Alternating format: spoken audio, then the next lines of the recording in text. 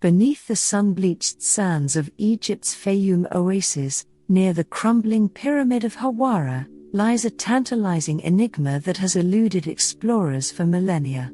The lost Labyrinth of Hawara. Described by ancient historians as a marvel surpassing even the pyramids, this subterranean complex, reputed to contain over 3,000 rooms, has sparked wonder, skepticism, and debate since it was first chronicled over 2,500 years ago. Could this buried relic, shrouded in myth and muddied by time, be Egypt's greatest unsolved mystery? Even today, the labyrinth remains a puzzle, its secrets locked beneath the desert, teasing us with whispers of a lost world.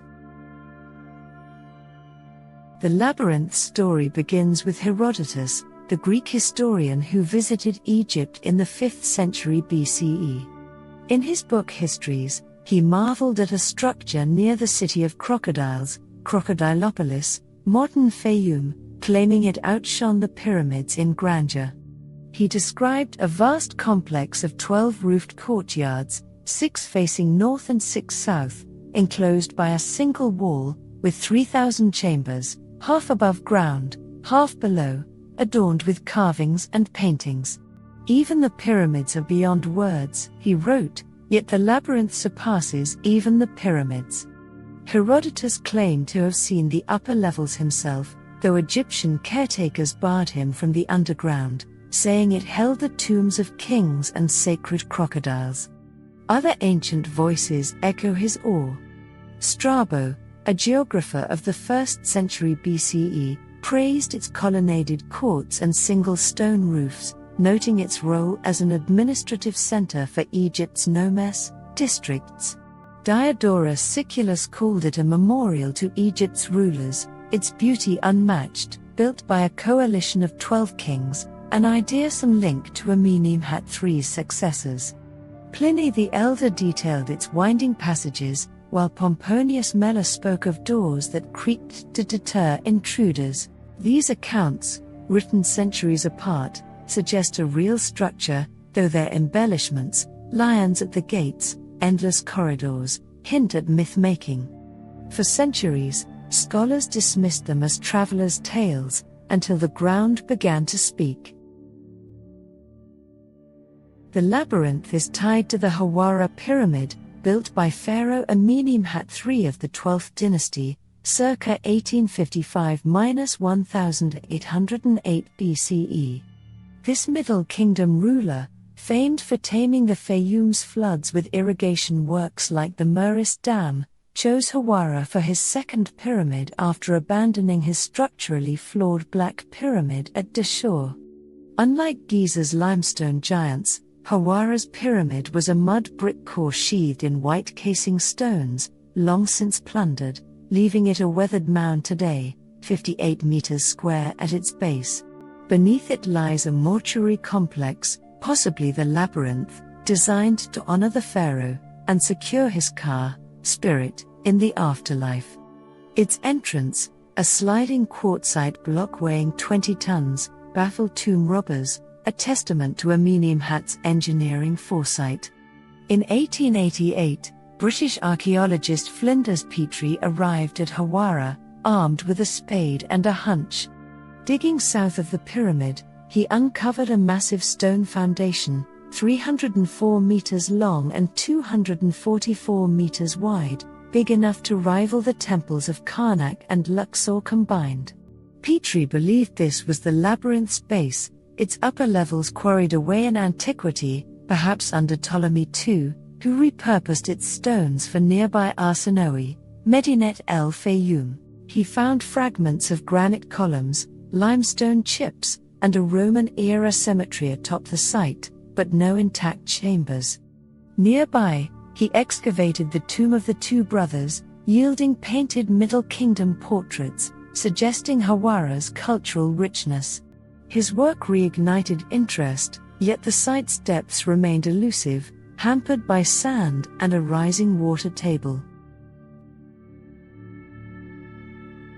The labyrinth's tale took a dramatic turn in 2008 with the Matterhorn expedition, a Belgian-Egyptian team led by Louis de Cordière.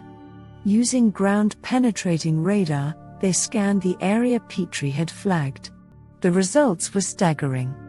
At depths of 8 to 12 meters, they detected a grid of thick walls and vast chambers, some made of high resistivity material like granite, matching Herodotus's descriptions. The scans, published by the National Research Institute of Astronomy and Geophysics, revealed corridors and voids stretching beneath the pyramid's southern flank, hinting at a colossal underground complex. A 3D model showed a layout eerily akin to Strabo's colonnaded courts. But excitement turned to frustration.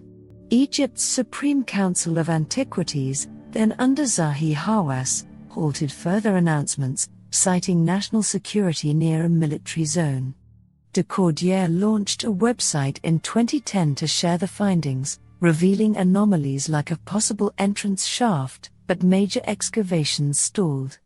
Rising groundwater, fed by the Nile and modern canals like the Bahr Abdul Wahbi, built to irrigate the Fayoum, now floods the site, submerging its secrets in a muddy quagmire. Even today, no shovels have broken ground, leaving the labyrinth a tantalizing ghost in the data. What was the labyrinth's purpose? Most scholars see it as a mortuary temple, a grand expansion of the chapels typical of Egyptian pyramids, built to serve Amenemhat III's cult. Its 3,000 rooms might have housed priests, offerings, and rituals, with underground vaults for royal burials, perhaps including the crocodiles Herodotus tied to Sobek, the Fayoum's crocodile god, revered at the nearby Shede temple. The Kassit princess Neferuptah, Amenemhat's daughter, was buried 1.5 kilometers away in an intact pyramid, her sarcophagus adorned with gold, suggesting a dynastic necropolis tied to the labyrinth's sprawl. Yet, its scale invites bolder theories. Some propose it was a bureaucratic hub, its chambers storing tax records or grain tallies from the Fayoum's fertile fields, a palace of administration as Strabo hinted. Others imagine a library of lost knowledge, papyrus scrolls detailing Egypt's history, mathematics, or even star charts, guarded by priests of Thoth. Fringe thinkers see it as a spiritual maze, a proving ground for initiates like those of later Greco-Egyptian cults, its twists reflecting cosmic order. The wildest claims cast it as a portal or power station, fueled by its granite's piezoelectric properties, though such ideas lack grounding beyond New Age musings. The labyrinth's setting offers further intrigue. Geological surveys show the Fayoum was wetter in Amenemhat's time, its lake, Lake Meris, fed by Nile floods he controlled with sluices. Pollen traces in nearby cores reveal reeds and lotus, hinting at a lush oasis that sustained the laborers who quarried its stone from Gebel Katrani, 40 kilometers north. The pyramid's core, packed with Nile mud, reflects a mastery of local resources, while its casing stones, mined with copper tools, rival Old Kingdom precision. This environmental savvy suggests the labyrinth was a planned marvel, not a haphazard sprawl.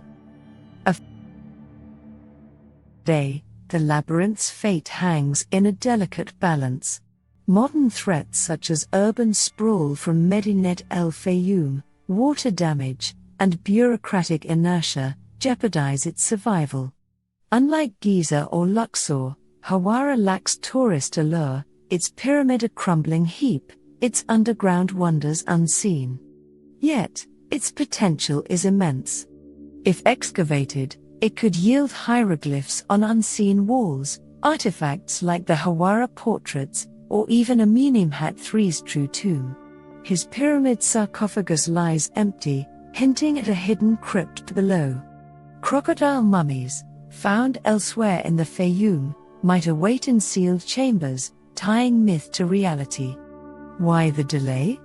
Politics, funding shortages, and the logistical nightmare of draining the site to deter progress. Egypt guards its heritage fiercely, often prioritizing preservation over exploration. But as technology such as drones, LiDAR, and submersible robots become more advanced, hope flickers. A recent proposal by the University of Cairo aims to revisit Hawara with non-invasive tools, mapping its depths with thermal imaging to bypass the water. International teams, like Italy's Politecnico di Torino, offer expertise, though approvals lag amid regional tensions. So, could the lost Labyrinth of Hawara be Egypt's greatest mystery? It's a contender. Its scale, if confirmed, dwarfs known temples.